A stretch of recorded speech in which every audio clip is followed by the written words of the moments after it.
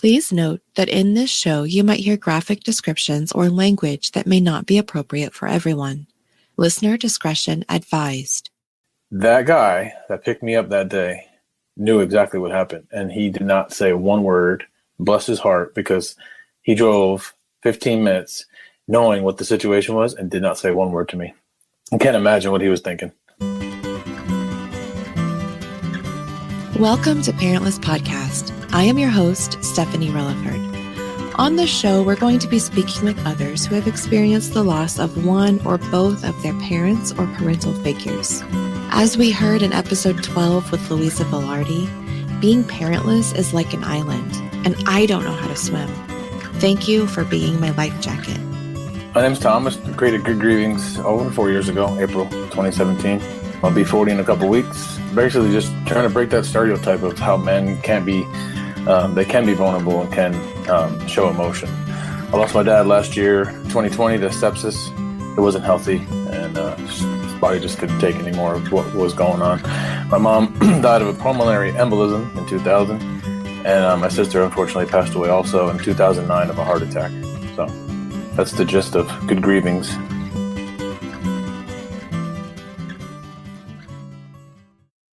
My mom's name was Cathy. She hyphenated her name so she can, because she just was that type of person, very, prominent, the glue.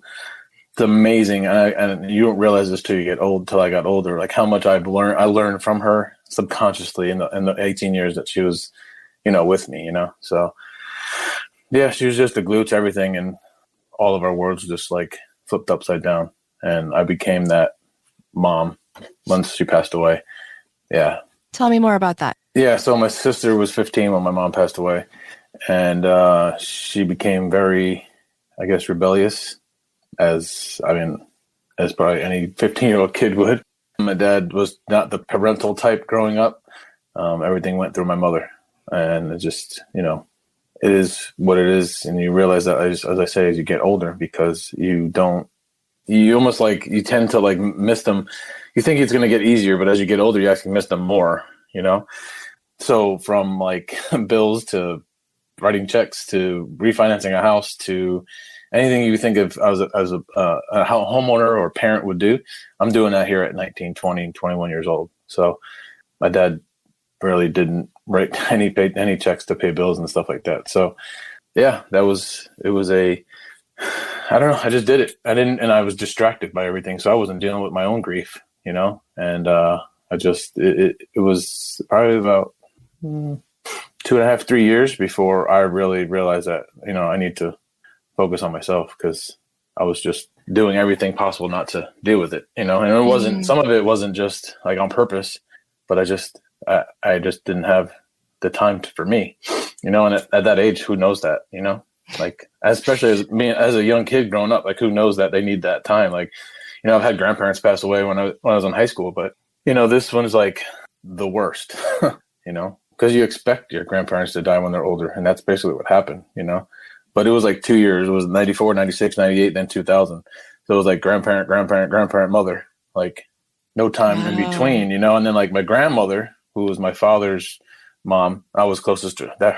She was 1.5 years before my mom passed away. So it was like 1.5 years later, my mom died. So it's like two within like 2 years. So now what I know now is this is how my life was supposed to be set up, unfortunately. And I really believe that. I really believe that. Yeah, tell me about that. So I had a reading done after my dad passed away. It was the first thing I thought about, because I didn't know. My dad lived out in Arizona, and where we originally were too. And I didn't know what the situation was. So I have a friend that I did some mindset like work with for 12 weeks. And she was the first person I reached out to do a reading.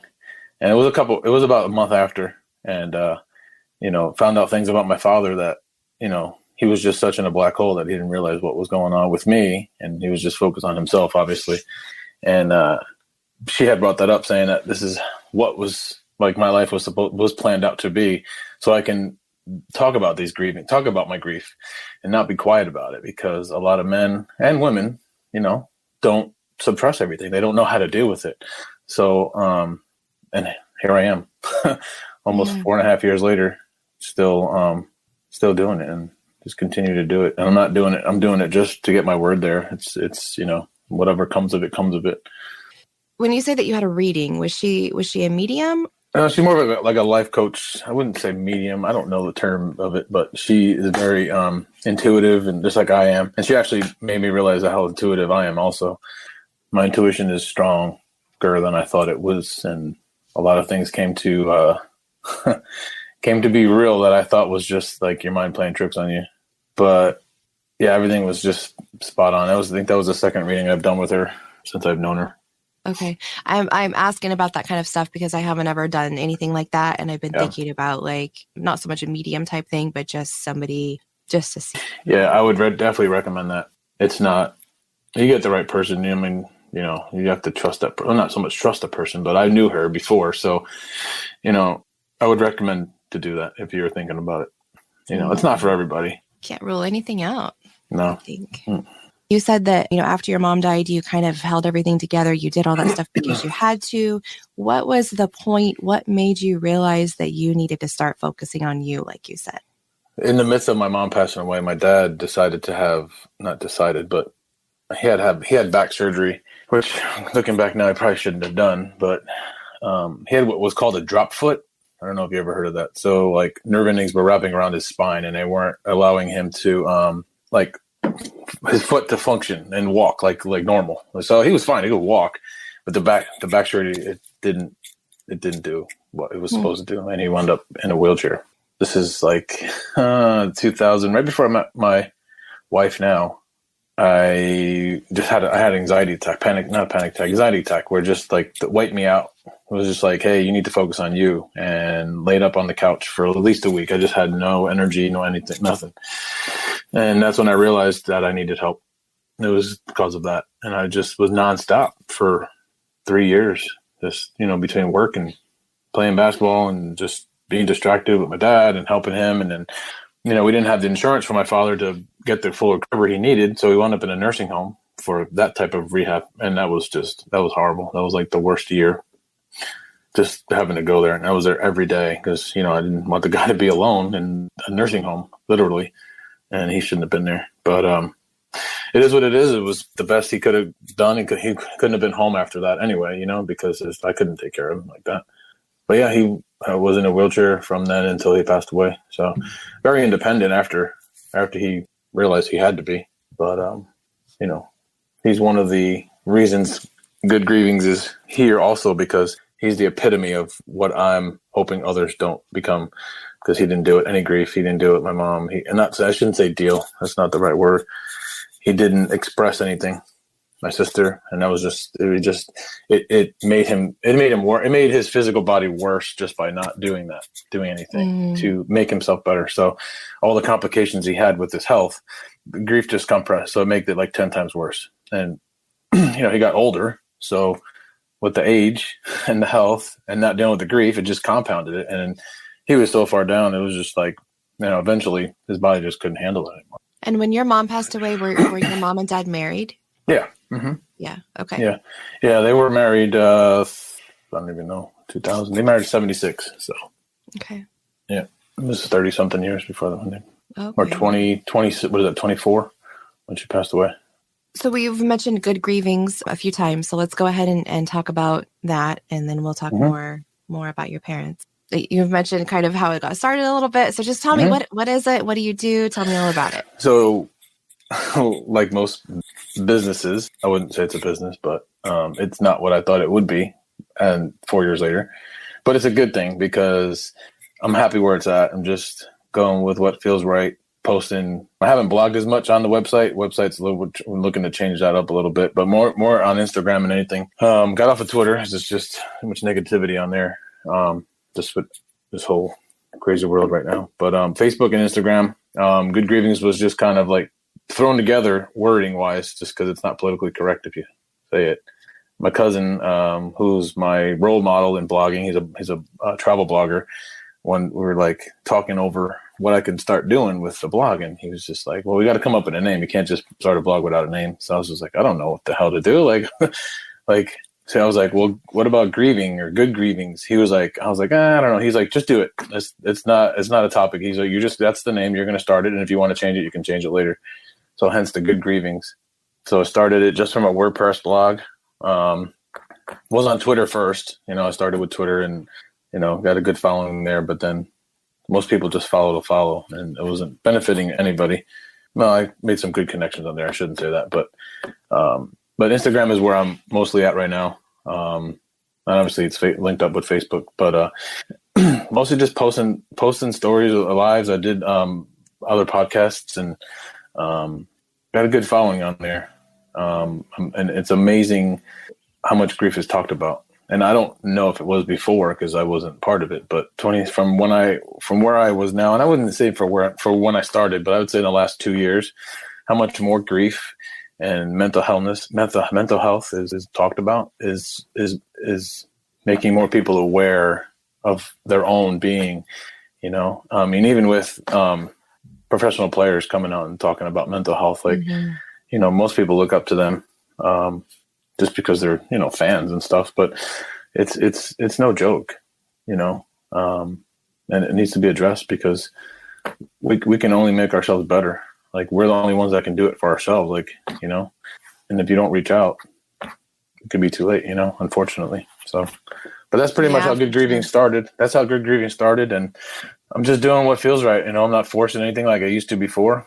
Because at first it just peeled back the Band-Aid, just writing about everything. And from beginning to now to the end, it was too much. And I was like, I went back to counseling more just because it was just too raw, So I like where it's at now. And I've just made connections and friends with people that I never thought that I would have, so hence why I'm here. Yes. And so you're a intuitive grief life coach, right? Are you practicing or? No, not, but that's why the website is a little under construction. My wife actually built that for me. So I wouldn't say coach. I would just say intuitive positivity enforcer. I don't know. I mean, just throwing it out there, but just being a man and speaking the grief and getting the positive feedback it makes me feel better because I know that other people out there are reading it and seeing it. But yeah, the life towards men was the original plan, but and I'm not saying it's because it was too hard to do that, because life is hard. Like, you have to fight through anything, but you can't get men to talk. I mean, I was just on a live was it last week with another person, and she's only interviewed 3 men on her whole time, and she's done like 60 something lives. Was that Patricia? Yes. Yeah. Okay. All right. Yeah. I never thought about that, but you're right.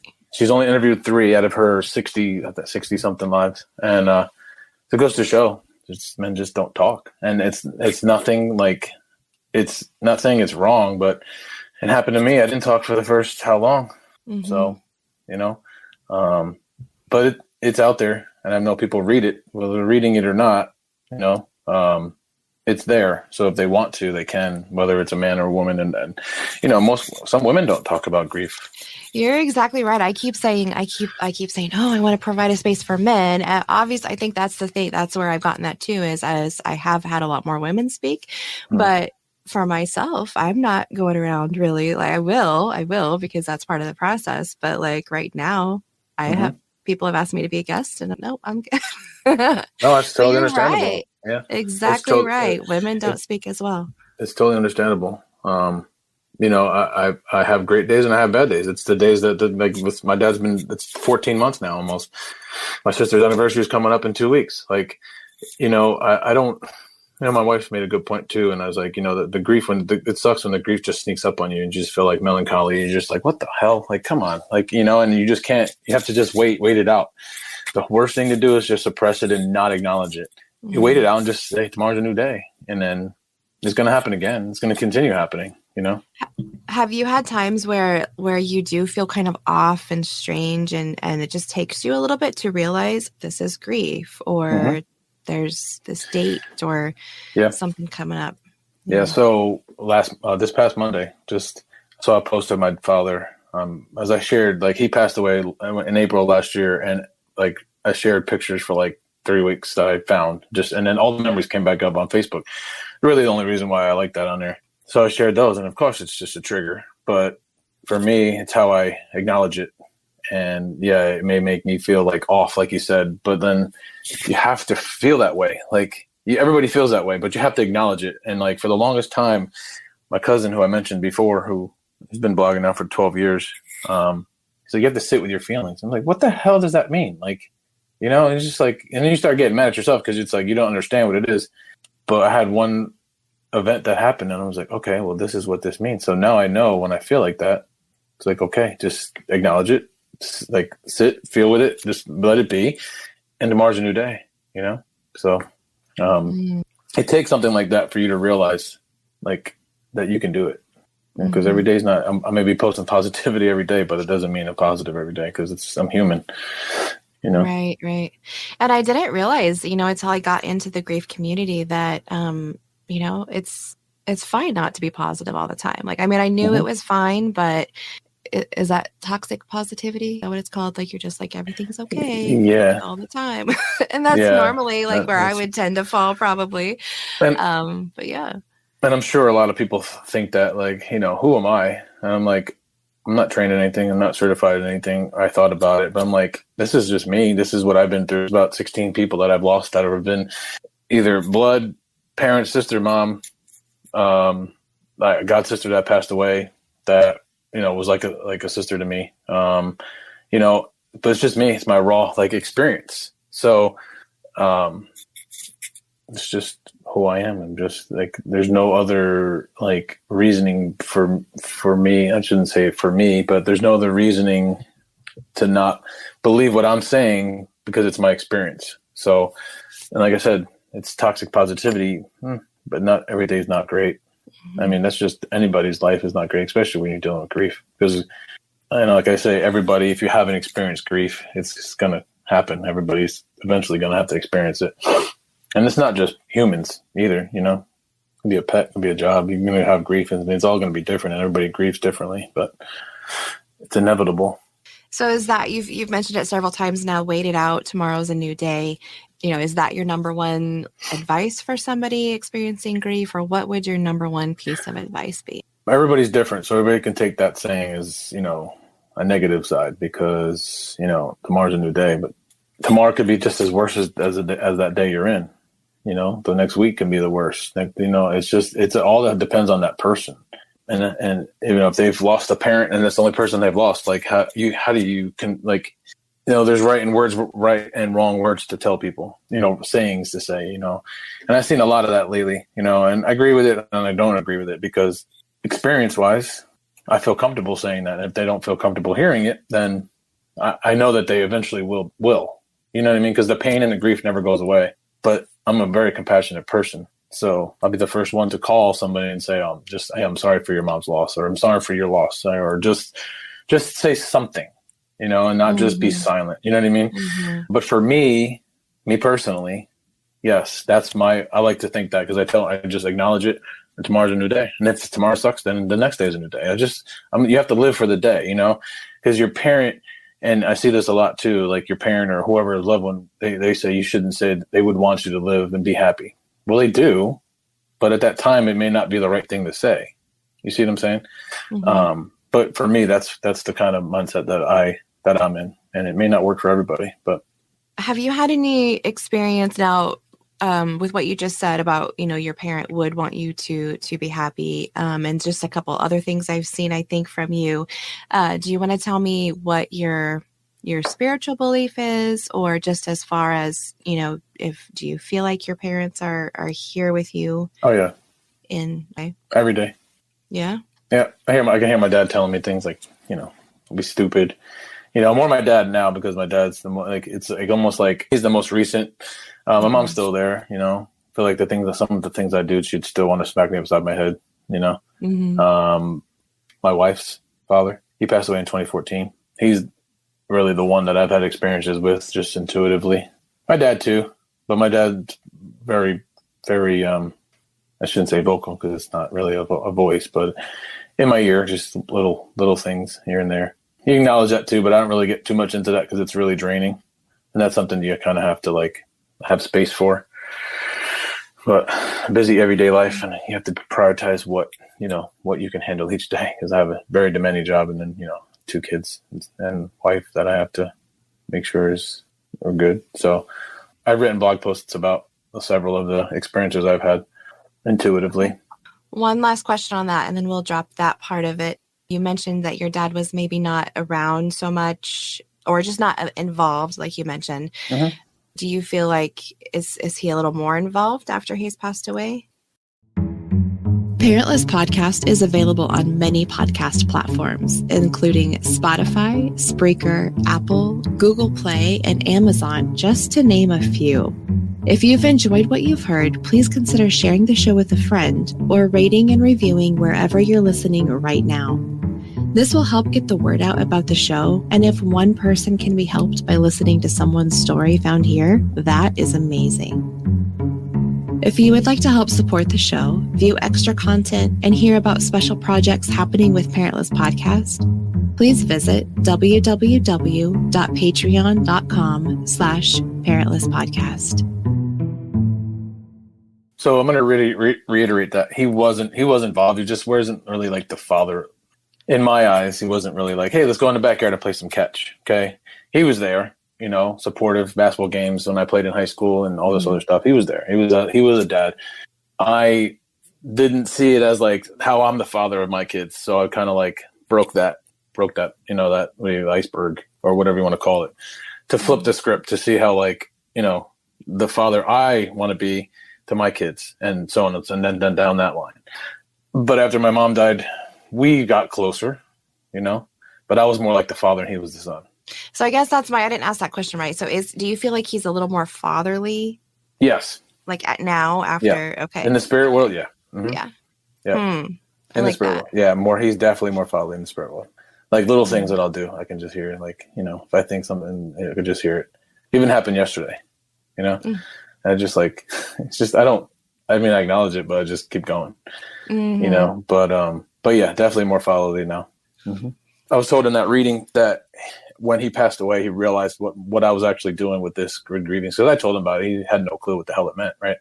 And now I was told that he's my number one fan and my shining star now, because now he realizes what I'm speaking about and what it actually is. Because whether you believe it or not, the spirit world is real, and then they not that they can see, but that's a whole nother topic for another story.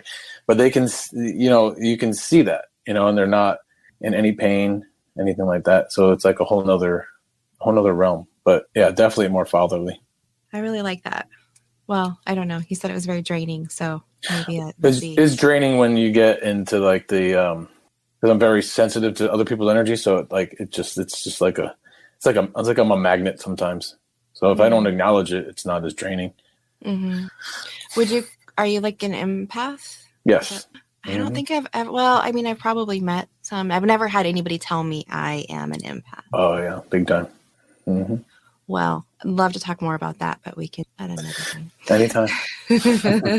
You mentioned that you have kids. Your mom passed away before your kids were born. Your dad, he would have been around for a little bit of their lives. How is it for you? I know I felt for me, it was like a very big turning point when I had kids. I could kind of understand my parents a little. What was that experience for you? Just tell me about fatherhood. Yeah, it was rough. It was hard, not to have my mom there. But now that my kids are older, it's like I hear me saying things to them that my mom used to say, and I'm like, where did I hear that before? And I'm like, oh my God, now I sound like my mother. It's been a roller coaster, and my dad was here for, my Mm-hmm. oldest is going to be 9 and my little one's 6. So he was there for majority of their younger years, 5 and 7 years. So, so that was fun. He wasn't mobile, so I brought them to him most of the time. That was a blessing. And as I say, like my mom didn't live her full life, but my dad got to, because he was 72 when he passed. But fatherhood has been a challenge, and that was another thing that I couldn't really talk to him about because he just wouldn't give like the advice as a father, because I don't know whether he was just too deep in his black hole or just didn't want to. So it's kind of just learning as we go. Isn't that what it's all about? Kind of too. You have to become your own parent. Not your own parent. You have to learn how to be a parent anyway. You can't be told, just like our parents did, but it's been a challenge, right? Especially as the kids get older.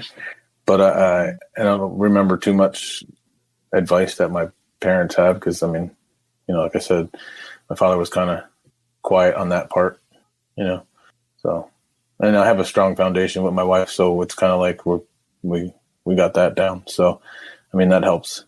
You mentioned that your wife's dad also passed away. Do you guys connect on that level? Not really. No. Oh, you mean my wife and I? Yeah, you said that her dad passed away, right? Yeah, no, we're totally different on that aspect. She believes in all that stuff, but she doesn't really. She doesn't dwell on it like I do. But that's the difference. We're totally opposite people. She's a Sagittarius and I'm a Cancer, so we're two totally different people. But it's one of those things like you just live in the moment. She's that, and I'm like that too. And I've gotten better at it. I've gotten much better at it because I used to like the week my mom died on the same week as her birthday, and I used to like prepare myself like, oh my god, it's the worst week of the year, and I'm just like, I'm like, why the hell am I doing that to myself? And now I live in the moment. And I try to, but I still dwell and I still like remember because that's just me and how I deal with grief, So we're totally different. We're different on that aspect, but conversations are had, and it's just she gives me insight on that and it kind of makes me think. Like it didn't happen the other day on Monday, She's like, that's why I don't dwell on the memories. I just live in the moment and then acknowledge that he's not here, or just smile that I know he's here. You know what I mean? Just that's how everybody's grief is different. That's a prime example, So you mentioned your mom's birthday and then her passed away are very close. Mm-hmm. How do you have ways that you remember her on those days? Anything special, anything like that with your? Nothing really. Just remember the happy times and like the little things like, she used to be at every high school game I played in, and she'd be the loudest person cheering, something like that. She'd be screaming, "Follow your shot!" Like not just to me, but I was kind of stood out louder when I was shooting. Uh-huh. Then I do remember how now that you bring it up, I had got hurt in a high school game and I had torn my ACL, and the game was in like an old like dim gym with the lights were so dim and the stands were on the stage. My mom was overweight and she was, when I had hurt my knee and they wanted to come off the stands, and all I can hear, for some reason, all that stands out to me was like my dad yelling at her because she was about to jump off the stage when there were stairs, and all I can hear was like my dad yelling, "Cathy!" and then he like stopped her from jumping off the stage to run onto the court, and I was just, one of those things like that. It's just you don't think you can remember that because that was 21 years ago, so 22 years now, but just things like that just to make you kind of chuckle, just to kind of make light of the week. Because it was the 10th is her birthday and the 17th is when she passed in February. So, yeah. Yeah, that's one thing I like about these conversations is there's just, little things that might come up that, either for you or even for me talking to people, be like, oh, I didn't remember that, but now thank you. Yeah. Mm-hmm. Did your mom have like any phrase, joke? Well, right now you just said follow your shot. So I have that down. Anything else that you can just remember that she would say? When you're, and I said this to my daughter a couple of times already. When you're older, you'll understand. I'm sure every parent says that, but you're older and you understand. Like, especially being a parent, Yeah, not too much on that aspect, But I did start, like when I started driving, I started going grocery shopping for us, They say, hey, can I go? And then this was one of the reasons. Like I was prepared. It was almost like you're never prepared, but you're prepared with the little things. So like I can do the grocery shopping, here I am 17 going grocery shopping, on a Saturday, but who's to say, a year later, my mom dies. So I was writing checks, and my mom she would love to write checks. I don't know why, but I can write a check and go grocery shopping. So little things like that, like, and it's just like a memory, like a happy memory. Like, okay, I was able to help my mom out where now she's not here.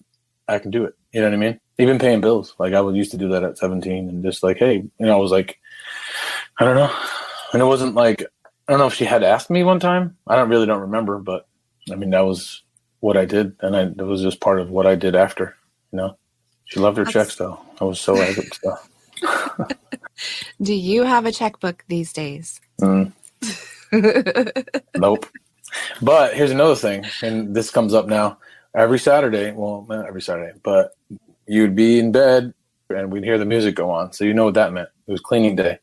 And I used to just the worst, right? And guess what kind of music I listen to now? Well, I listen to all of it, but the music that my mom listened to is kind of what I put on when I clean now, or when the family clean, or we pick up. So, and what is that?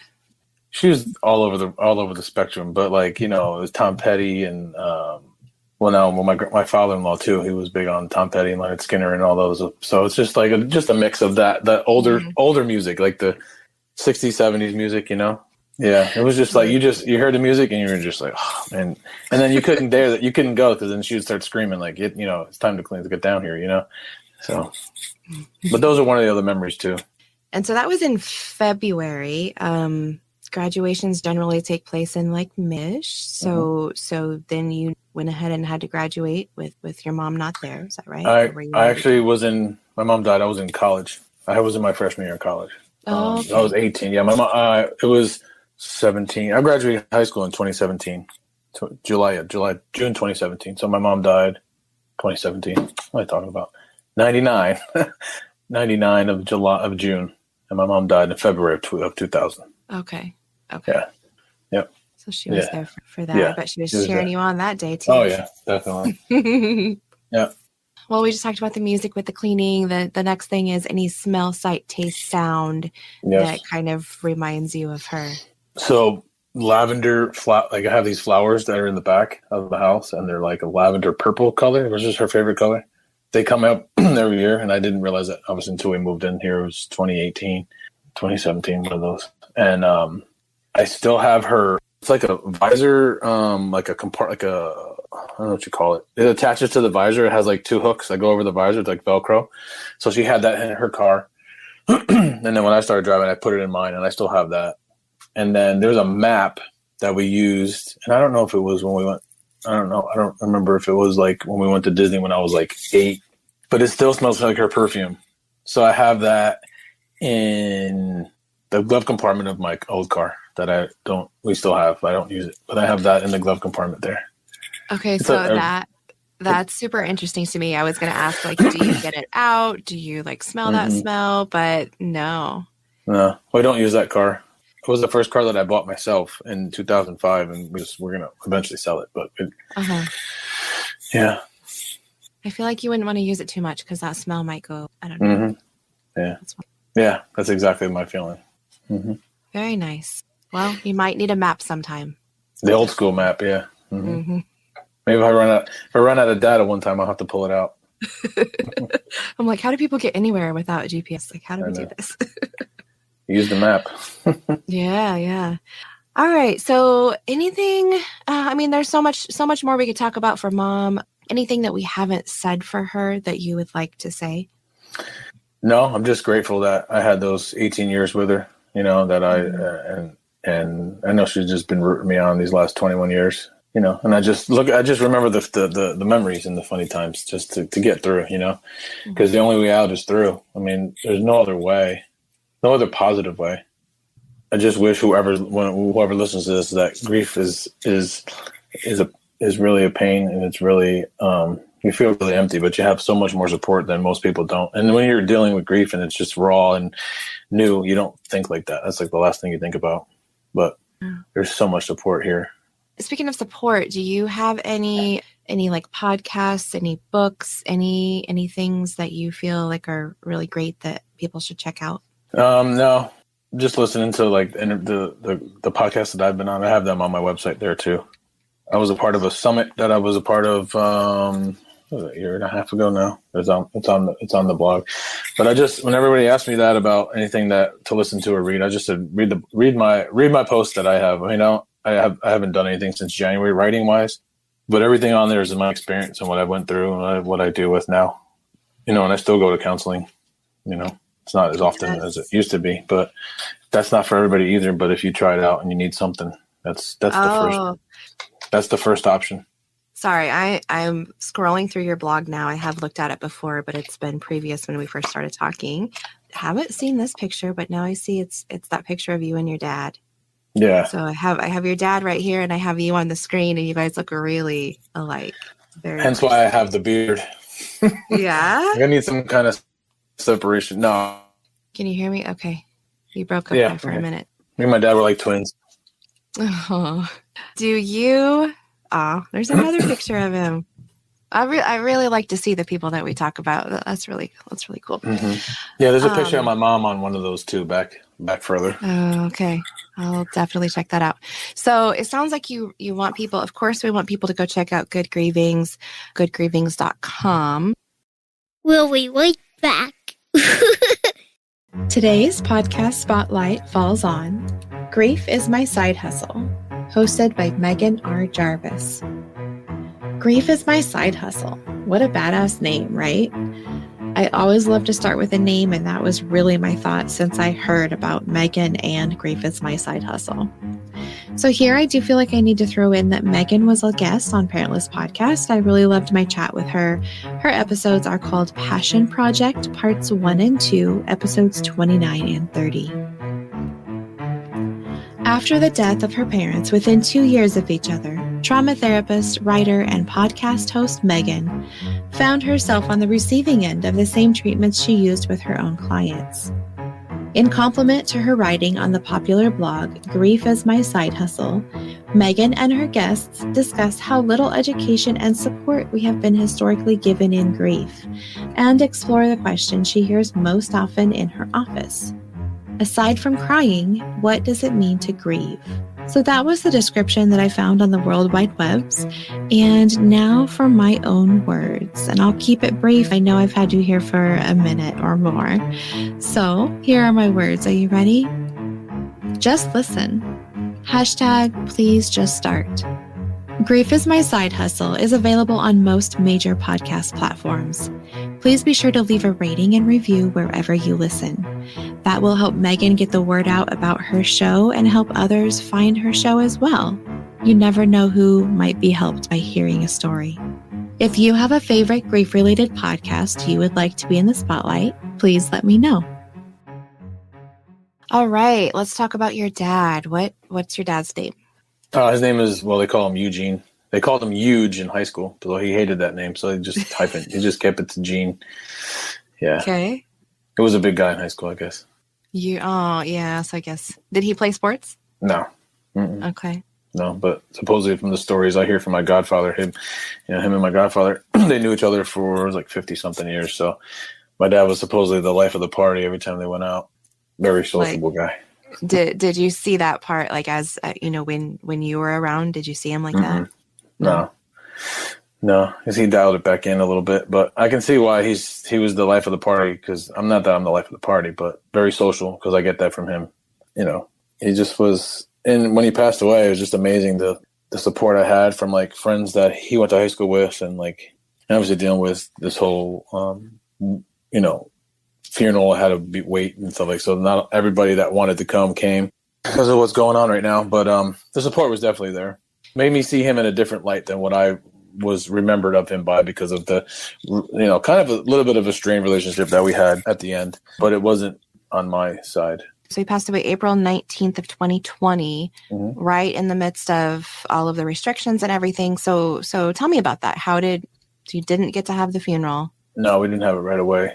I had got him cremated, and it was in Arizona, and I had his remains come back to me, and we couldn't go to New Jersey because that's where my mom's buried, and we were going to have the funeral, and actually put a live video out about life insurance. It was big for him because with my mom's life insurance, we were able to pay off his funeral, so I didn't have to. It wasn't financial. I didn't have to think of that aspect, but we couldn't go, and finally in July there was a little bit of a. You can do this, you can do that. So I was like, well, let's just do it, because I don't want to wait a whole year, But then again, I waited 3 months exactly, and it was like he died all over again. So here I go, basically starting the whole process again, because you had 3 months to like really realize, like, okay, hey, my dad's in my living room with me, and then like, okay, well, then we're gonna go and celebrate his life and do the service and bury his remains with my mom and my sister, and it was great. It was soft family and stuff. And I get home, I'm like, man, it's like it just died all over again, So that was hard. That was July of last year. So it'll be a year on the 18th of July that we had his service. But yeah, I kind of ripped that Band-Aid off again. So, Do you have any advice for, the so many people who have lost a loved one during COVID time? Anything to pass on to them if they're dealing with it? As hard as it is, you just have to be patient and know that if you've lost that person, whether it's any disease that has happened in the last year. My father's was sepsis, and because he had taken way too many antibiotics for the longest time. Be patient and know that person's not suffering anymore, whatever they died from. I mean, that's like kind of the easiest thing to say, I don't know. It's just one of those things. That's what I think, Mm-hmm. Yeah. Or, on the front too of having the restrictions of not being able to have the funerals or, this isn't, I really don't like the word closure because I don't think we find closure, but for some people, if there is a funeral or a service or a celebration of life that they can go to and have that physical experience, that kind of helps them a little bit. Yeah. So with people not being able to do quite what they might usually do, I don't know if you had anything. Yeah, it's just it's a situation by situation basis, because there's not one thing I can say that's going to make it any better. So I could just use from my experience, like, me wanting to do that because my traditional way was, someone dies, you have a funeral, you have a viewing, you have the mass or something in the funeral home, and then it's there, and then you're done in 3-4 days. My mom knew too many people, and we had to have it stretched over 3 days.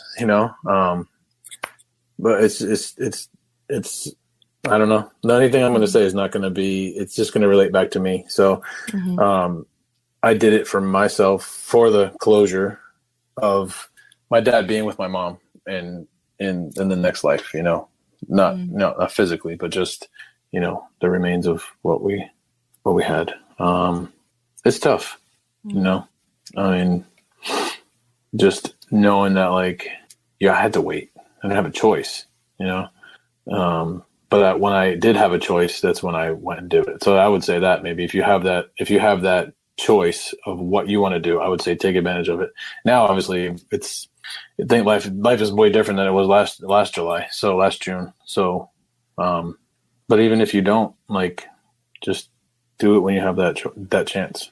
So, like we already said, this is the month of June. We have Father's Day this month. We already had Mother's Day last month. How do you approach Father's Day? Well, it's been my second Father's Day without him.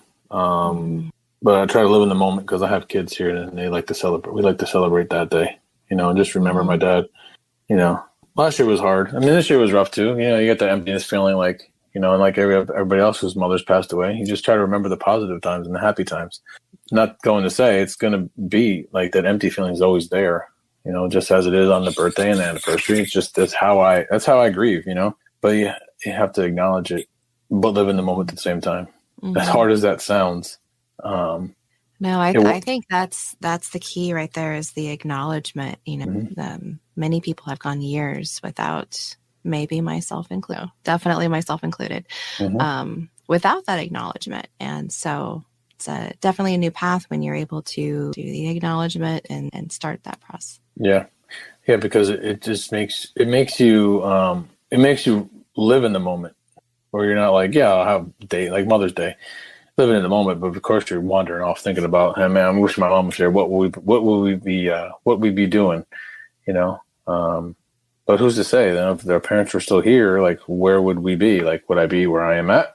You don't know that. So, would I have never left New Jersey? It's all about the what ifs, but then the what ifs are not going to get you anywhere. So you need to live in the moment as difficult as that may sound to some with experience and acknowledging and sitting with the grief, you understand that there's only one way. You have to continue living your life because, this is a whole nother topic. You just have to continue living your life as hard as that is without them. because the world doesn't stop. And you mentioned that, all of this grief that you've experienced, and you've said, you've had 16 or so people that you've known that have passed away. So all of that experience, that's kind of happened to you for, do I dare say it? It's happened to you for a reason? Is that what that's not the word you used. A lot of people don't believe that everything happens for a reason, but what other reason would I have for this to happen? It shouldn't happen. What other reason would I have for me to be where I am right now? Like, what, man, like, and I'm not gloating because I am doing this, because this isn't like, they say if you're doing what you're doing, what feels right, it's your passion. Grief is my passion.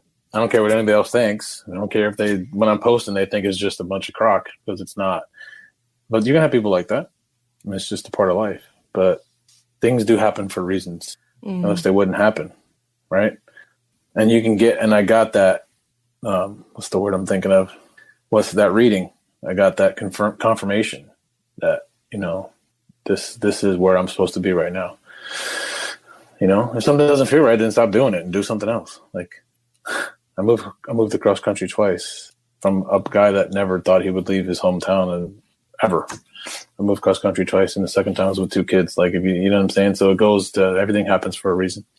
I generally tend to believe that. I know that that's sometimes one of those things that you don't say to people. But I think for us, maybe, I mean, it's been years for your mom. It's been years for my dad, but your dad is pretty recent, and your sister. So I don't know. I don't know if it comes with time that we're able to say, things happen for a reason, or what that comes from. But I like to think so. I mean, I definitely wouldn't be here. I wouldn't have my family if my parent, things would have just been different. And this is how it is now. This is what we have, and we are making the best of our situation, I guess. Yep. And I can tell you this, like, my mom died in February 2000. And I mean, I had a friend, I think I had two acquaintances. I wouldn't say friends, people that I knew. One died in 2003. He got murdered pretty much on the front steps of my high school after a basketball game. And it was, I don't know, somebody else that died. But my sister in 2009, and death affects you differently, like with different people. Like that person, I was an acquaintance. I played basketball with them. Like, it doesn't affect me like it does others. So for 9.5 years, my mom wasn't with me. My sister dies, and I just felt like I was like in the acceptance of my mom not being here after 9 years, like saying, okay, my mom's not here. I've done what I'm doing. And then my sister dies. So it just spiraled back all the way back down to when my mom died. So now I don't ever say, okay, I'm going to accept this, because you're never prepared for the next death. Like I always and then from that day on, when my mom died, I was like, okay, when every time my father had an episode with health, I was like, okay, well, this is the time. This is the time. This is the time. Never prepared. Got a call on a Sunday morning from someone from Arizona that I thought it was a robocall. And I usually answered the phone call with different names, because if I don't know the person, it's just a joke. But she was like, no, this is not that person, and I'm just like, oh, damn, this is a real phone call, So you're never prepared no matter what you do. A lot of times I talk to people about that phone call. So did it wake you from your sleep? No, I was working. It was 11:30 3 hours difference. 11:30, 12 my time. And the first question they asked me was, does your dad have does he have a will? Does he have a will? A will? Does he have a will or any last rights or anything? Like, I was like, no, he doesn't want to be resuscitated. That was his will. That was his wishes, and I'm just going to go with that. As hard as that was for me to say, and I felt awkward because the person I called to the office, because I was in the office in my office when I was there, and I said to the person, I was like, I think my dad's dying. And it was just like awkward because like the person I said that to was kind of like not the type of person you want to talk to death about. So, and he hadn't died then, but half an hour later I got a call from the doctor. So yeah, that was like, you're never going to forget that conversation, or the conversation when my mom passed away. Tell me about that. I had to get a tetanus shot before I went home because I didn't have a car. My car had been, I think I got into either accidentally hit a telephone pole, like in the snow, because I had no traction on the car. It was either that or the car was in the shop. It was one of the two. I don't remember. I was fine, by the way. So I had to get picked up from college. It was like 3 towns over. So my sister was in high school, and the hospital was right across the street from the high school. So my father had a pager, no cell phone, pager, and I get a page. It says 911. I'm like, what the? 911 and the phone number. So my father had known the person that was in charge of dispatching the ambulances. I guess they went to high school, or they went to the CYO together, or whatever the heck it may be. That guy that picked me up that day knew exactly what happened, and he did not say one word, bless his heart, because he drove 15 minutes knowing what the situation was and did not say one word to me. I can't imagine what he was thinking. But here I am, 18, coming, I'm like, what the hell? Like, thinking, my dad's fine. I know that. I spoke to him. My sister went to school. I know that. I was like, has to be something with my mom. So I get there, and I'm as if it was yesterday. My dad was there. My sister's godparents were there, who my mom's parents' best friends. And there was some other lady there who was a nurse in the hospital. And all my dad said to me was, your mother had an episode, and she didn't make it. If that nurse was an inch closer, I probably would have knocked her out, because I punched the wall. And my sister, I don't know where my sister was at the time. I don't think she was there. But they asked me if I wanted to see my mom, and I did. And could never get that image out of my head. And I'm glad I did, though, you know. But they wouldn't let me leave without getting a tetanus shot, because my hand was cut open. You can see my knuckle. It's like, but they wouldn't let me leave because I had punched the wall. And just, you know, I don't know. It's 18. I don't know. It's frustration. I don't know, you know. Yeah. So they wouldn't let me leave. They're like, we can't let you leave without a tetanus shot because this is just protocol or whatever. I was like, my dad's like, really? You know? So when my sister passed, my godfather grabbed me before. He's like, please don't punch a wall, you know, because that's the first thing like he thought was going to happen, you know, because after he heard that story, he was like, please don't punch anything. Yeah. Because the phone call with my sister too, like, it was just like, it's one of those things, like, you can do a whole like live video on these conversations that you'll never forget, no matter what no matter what else happens in your life, you know. So with your sister, was it unexpected? Mm-hmm. So when he grabbed you and he said, please don't punch a wall, did that let you know about anything that was coming? I mean, to me, that would feel like a really out of the, okay, why would you say that? No, I already knew she had already passed. Knew. Yeah, okay. yeah. I had to drive an hour to where she was from where I was. It was a Sunday night. Yeah, actually, I didn't drive. So my wife now was my fiance at the time, because it was 6 weeks before our wedding. I had gotten a phone call from my sister's fiance at the time, and then saying that she was on a ride down in the boardwalk in New Jersey, and she just collapsed. And like 5 minutes later, it was like she passed. I was like, what the hell? And then I had this phone, and then I had the phone in my other one and in my other hand, and my dad was on this phone, and I forgot to hang up with him. So he heard the whole conversation without me telling him. And so we went over to where he lived. It was only like 5 minutes away. And then I had a friend, whom I'm forever grateful today, drove me an hour from where I was down to my sister, so I didn't get to see her because, you know, they already had identified her. And it was my godfather, my godmother, who's my god sister that had passed away in 2016. They were there. My other aunt was there. My aunt's sister was there. There was a lot of people there. And my best friend I had told him what happened. He came. I think he had driven there too.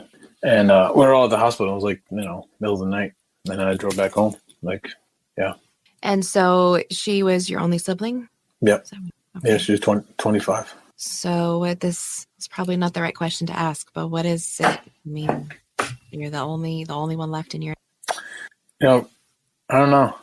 I had my my wife's aunt, so my father-in-law's sister, sent me a little note on the day my dad died, and just telling me, like, did she say to me something about being an adult, what's the word? Yeah, an adult orphan. I was like, I don't like the sound of that. But I think with what I'm doing, kind of puts that in perspective. Like living their memory on by talking about them, even though it sucks like tremendously. But I have like a foundation that I've built with my kids and my wife and my mother-in-law who's still with us, and the friends that I have, and like just who I am as a person, that I'm living out 3 of them out at the same time, with the compassion, the no BS, like the camaraderie that I have with everybody and how I treat everybody.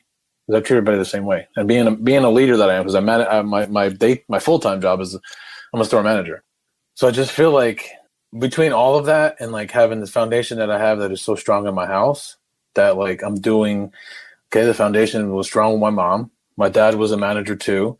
And my sister was a manager. So I'm kind of like full circle, like living out all three of them without even thinking that I'm doing it. Now that I'm talking about it, that's exactly what I'm doing. You get what I'm saying?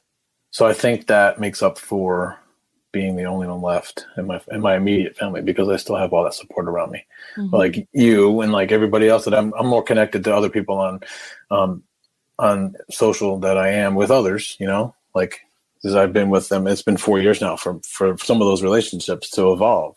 And then there's more down the road. So yeah. Isn't it strange? I mean, they're, the people that they leave our lives, and then we do meet more people that we connect with. And there's people that I've been connected with for 4 years, and I've never met them in person except for one. Yeah. It's amazing. And to know that like where you live now, we kind of like weren't too far from each other. So like we funny story. We were in Arizona and it was 2016. We're like, yeah, we had came here to visit. And then like a couple weeks later or a month later, it was Hurricane Matthew came through like where we are. I'm like, yeah, we're still going to move there, And then like we move here and we've had 3 hurricanes in the 4 years that we've been here. So, I mean, it is what it is. Luckily only one of them was a really bad one for us, but you got to love where you live. Like, and we're halfway to where my family is there. And I got some friends. I got my really close friend is in Florida. My husband's like a brother. Well, is a brother, I should say. He's in Florida, just right where you need to be. Do you talk to your parents now? Just in general? Yeah. I'm not crazy, but I do. Would there be anything that you would say to either parent today? I mean, just not in a regretful way or anything you'd say to them. Yeah. To thank my mother for making me who I am, because that's just how I like everything that I'm not saying everything, but thanking her for who I am today, and for my father, I don't know, that I miss him and I love him. Like, I don't know what else that I would say to him other than, thanking him for making me realize, and this is going to sound bad, what a real father would be. And not saying my dad was not a real father, but he wasn't the father that I see some other fathers and sons get along, like how they are, how they have a relationship. And I get it. Everybody's different. Every family's different. That's just how he was. And like coming to think of that now, like his father wasn't that way. So maybe he didn't know any better, So thanking him for making me realize the right path I need to be on as a parent. And I absolutely love when I see other like adult children like my age or older and their parent. Like I met somebody the other day, her mom's 100. And I didn't say anything to her, but I was like, that's awesome. No matter the frustration that she's dealing with, that's just awesome. And I live for that. Like I live my life through them for that feeling, you know what I mean? And I think that's another thing that comforts me in the grief is just being happy for them. And as crazy as that sounds, it's like you can, when you deal with grief and you handle and you understand and you acknowledge it and you sit with it and you just not accept it, because I'll never accept it, but you just acknowledge it and sit with it and feel it. You can be happy, like live your day happy every day. And that's why I think that's another thing that I do. And even our close friends, both their parents are with them, his parents are with them, and I tell them every day, I'm like, I love it, and I give them a bigger hug because of it. It's just my compassion that I'm. Yeah, I know for some people it really, upsets them to see parents with children. And like we said, everybody is different. I wasted a lot of time. And so if I see somebody who has a parent, definitely I feel the same. Yeah, it did for a while. It bothered me a lot, especially if I could see what was it? I don't know, the Wonder Years or something, like growing up, like that family is happy because that's how you think your family is going to be. And then like, no matter nowhere, it's gone, but, that's what I do to get through. Well, is there anything that we haven't discussed that you would like to bring up?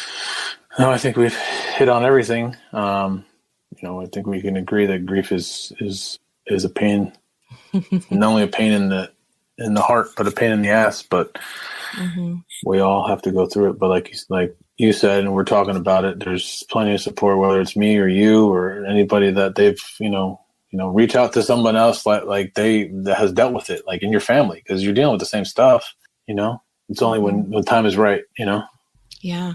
And I've been hearing recently about, share your story, because that could be somebody else's. I use the phrase life jacket in my show. Definitely you sharing your story could be somebody else's life jacket. So don't be afraid to speak up. 100%. Because it could be another person out there that has dealt with the same situation that I've dealt with.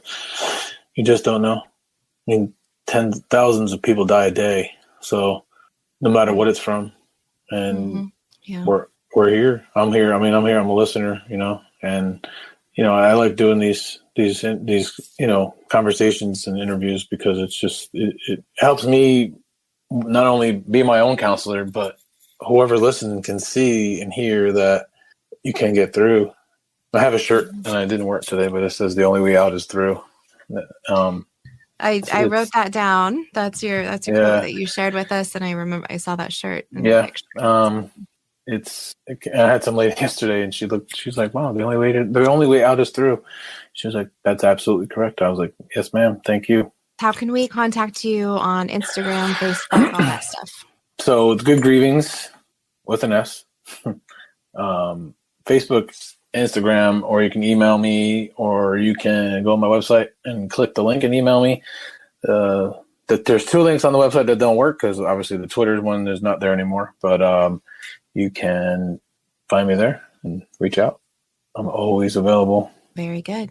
Yes, check out Tom on Instagram. Give him a follow if you're into Instagram, and also on Facebook. And I think I'll need to check out your face as well. Get on there. Yeah.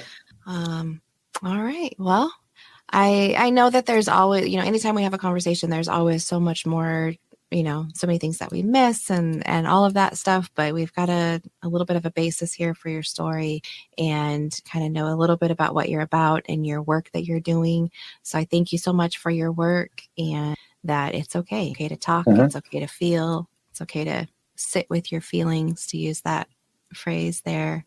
So definitely thank you so much, and it's been a pleasure. Thank you, Steph. I appreciate you having me, and it was an awesome conversation. We'll have to chat again.